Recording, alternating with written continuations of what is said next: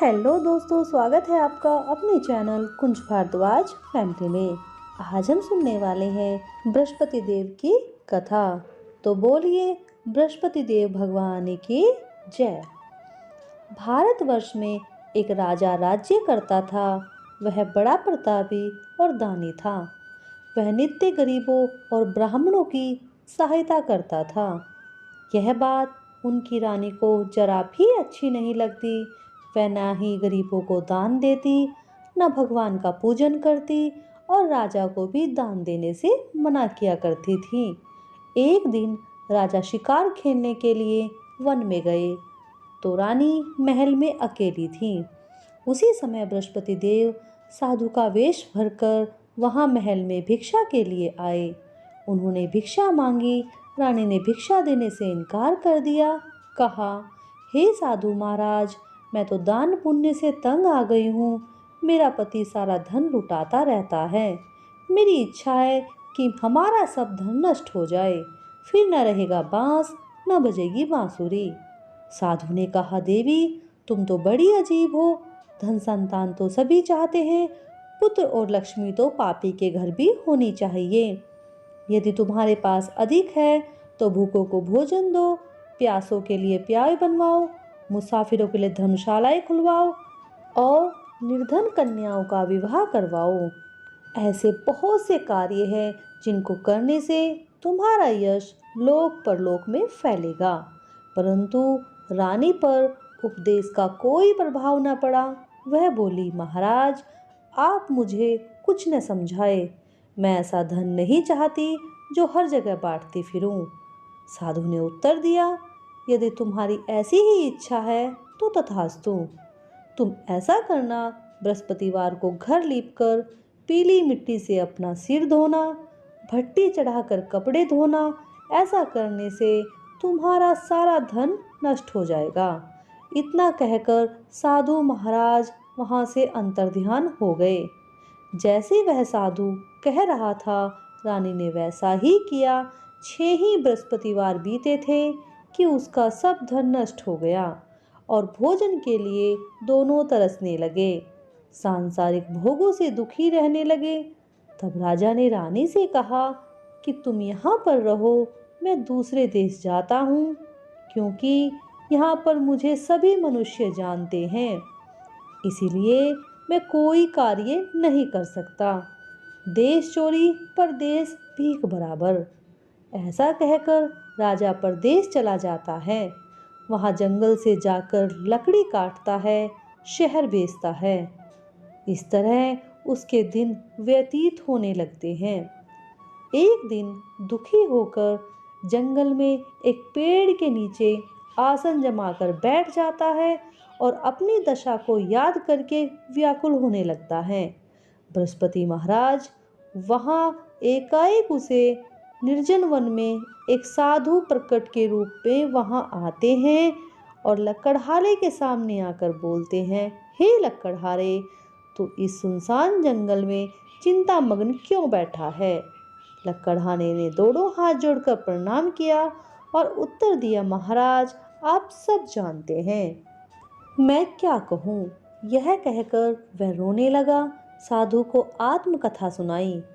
महात्मन ने कहा, तुम्हारी स्त्री ने बृहस्पति के दिन वीरवार भगवान का निरादर किया, जिसके कारण रुष्ट होकर तुम्हारी यह दशा हो गई। अब तुम चिंता दूर करके मेरे कहने में चलो, तुम्हारे सब कष्ट दूर हो जाएंगे। भगवान पहले से भी अधिक धन संपत्ति देंगे। तुम बृहस्पति के दिन पाठ किया करो। 5 रुपए के चने मुनक्का मंगवाकर उसका प्रसाद बनाओ। शुद्ध जल के लोटे में शक्कर मिलाकर अमृत तैयार करो। कथा के पश्चात अपने सारे परिवार और सुनने वाले प्रेमियों में अमृत व प्रसाद बांटकर आप भी ग्रहण करो। ऐसा करने से तुम्हारी सब इच्छाएं पूर्ण हो जाएगी। साधु की बातें सुनकर लकड़हारा बोला, मुझे लकड़ी बेचकर इतना पैसा नहीं मिलता जो मैं ये सब मंगा सकूं। अपनी रात्रि में मैं बड़ा व्याकुल हुआ हूँ।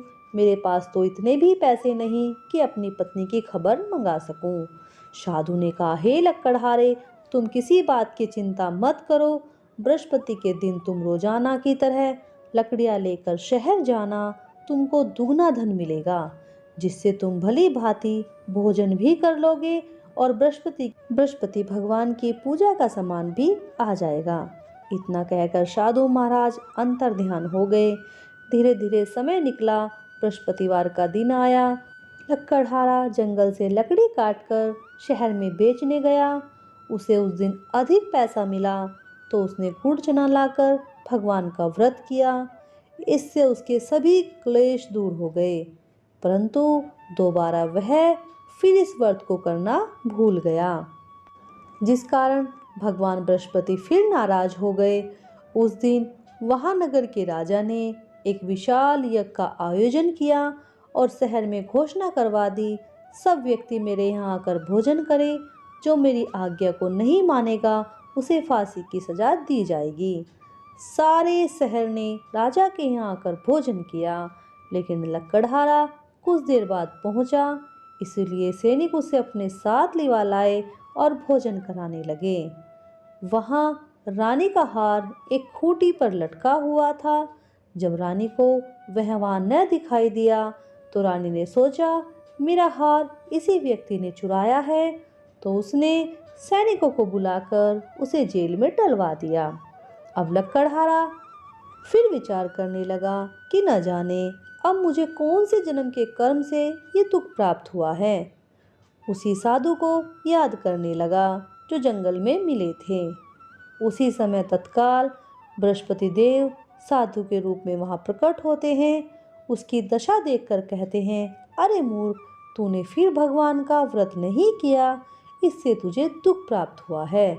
अब तू चिंता मत कर, बृहस्पतिवार के दिन जेल खाने के दरवाजे पर तुझे 4 पैसे पड़े मिलेंगे, उससे तू भगवान बृहस्पतिवार की पूजा करना, तेरे सब कष्ट दूर हो जाएंगे। उसे 4 पैसे पड़े मिले। उसने भगवान की कथा कही और उसी रात्रि में उस नगर के राजा के सपन में बृहस्पतिवार भगवान ने कहा कि तूने जिस व्यक्ति को पकड़ा है वह निर्दोष है, रानी का हार तो उसी खूंटी पर लटका है, तुम उसे छोड़ दो, नहीं तो मैं तेरा सब धन नष्ट कर दूंगा। प्रातःकाल राजा ने खूंटी पर रानी का हार देखा तो उसने लकड़हारे को बुलाकर क्षमा मांगकर बहुत सा धन देकर विदा किया। अब लकड़हारे ने सोचा बहुत दिन हो गए, अब अपने घर चलता हूँ। जैसे ही वह घर गया तो उसने देखा वहाँ तो पहले से भी ज़्यादा बाग धर्मशालाएं थीं। वह अपने घर गया, उसे आश्चर्य हुआ और क्रोध भी आया। उसने अपनी रानी से पूछा ये सब क्या है।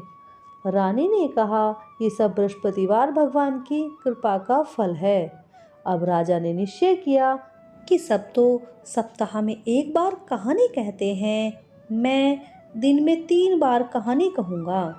अब हर समय राजा के दुपट्टे में चने की दाल बंधी रहती। एक दिन राजा ने विचार किया कि चलो अपनी बहन के यहाँ हो आता हूँ। इस तरह निश्चय करके वह घोड़े पर सवार होकर अपनी बहन के यहाँ चल दिया।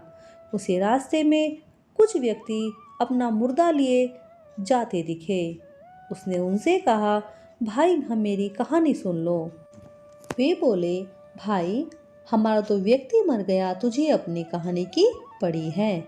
उनमें से एक व्यक्ति बोला, चल मैं तेरी कहानी सुनूंगा। राजा ने जैसे कहानी शुरू की, मुर्दा हिलने लगा। कहानी समाप्त हुई, मुर्दा राम राम करके खड़ा हो गया। अब राजा कुछ दूर चला तो एक व्यक्ति अपना खेत जोत रहा था। उसने उसे भी कहा, भाई मेरी कहानी सुन ले। उसने कहा, जब तक तेरी कहानी सुनूंगा 4 हैया जोत लूंगा। राजा आगे गया तो उसके पेट में दर्द शुरू हो गया, बैल पछाड़ खाकर गिर गए। उसकी माँ रोटी लेकर आई। उसने अपनी माँ से सब कहा। माँ भागी भागी राजा के पास गई, बोली मैं तेरी कहानी सुनूंगी, पर तू अपनी कहानी मेरे खेत में जाकर कहना। उस राजा ने खेत में कहानी कही। उसके पेट का दर्द ठीक हो गया, बैल भी खड़े हो गए। राजा अपनी बहन के यहाँ गया। उसकी बहन ने खूब आवभगत की। प्रातः हुआ, राजा ने बोला, कि कोई ऐसा व्यक्ति है जिसने अब तक भोजन न किया हो, मुझे अपनी कहानी कहनी है। राजा की बहन बोली, भाई ये तो ऐसा देश है, यहाँ पर तो पहले सब भोजन करते हैं, फिर कोई अन्य काम करते हैं। फिर भी पड़ोस में आऊँ तो देख आती हूँ। वह पड़ोस में गई, वहाँ कुम्हार का लड़का कई दिन से भूखा था, उसने कुछ नहीं खाया। उसकी बहन ने अपने भाई को वहाँ कहानी के लिए भेज दिया। कहानी सुनते ही कुम्हार का लड़का ठीक हो गया। राजा की प्रशंसा दूर दूर होने लगी।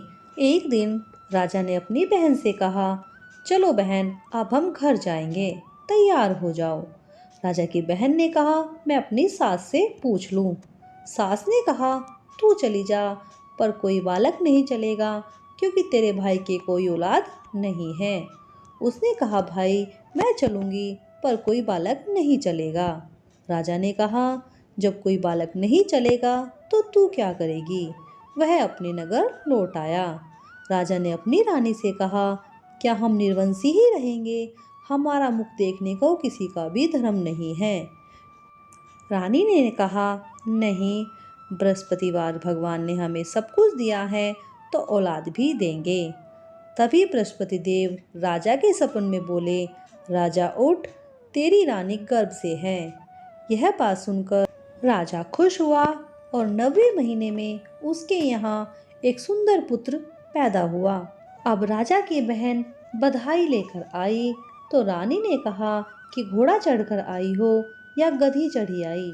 राजा की बहन बोली, भाभी मैं इस तरह न कहती तो भगवान तुम्हें औलाद कैसे देते? भगवान बृहस्पतिवार ऐसे हैं, सबकी मनोकामनाएं पूर्ण करते हैं। तो जो सद्भावना पूर्वक बृहस्पतिवार का व्रत करता, वह कथा पढ़ता या सुनता है, बृहस्पति महाराज उसकी सब मनोकामनाएं पूर्ण करते हैं।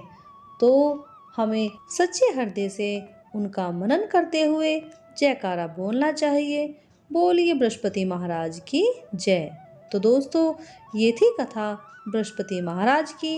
अगर आपको अच्छी लगी हो तो प्लीज़ लाइक, शेयर और सब्सक्राइब जरूर करें और जुड़े रहिए कुंज भारद्वाज फैमिली के साथ।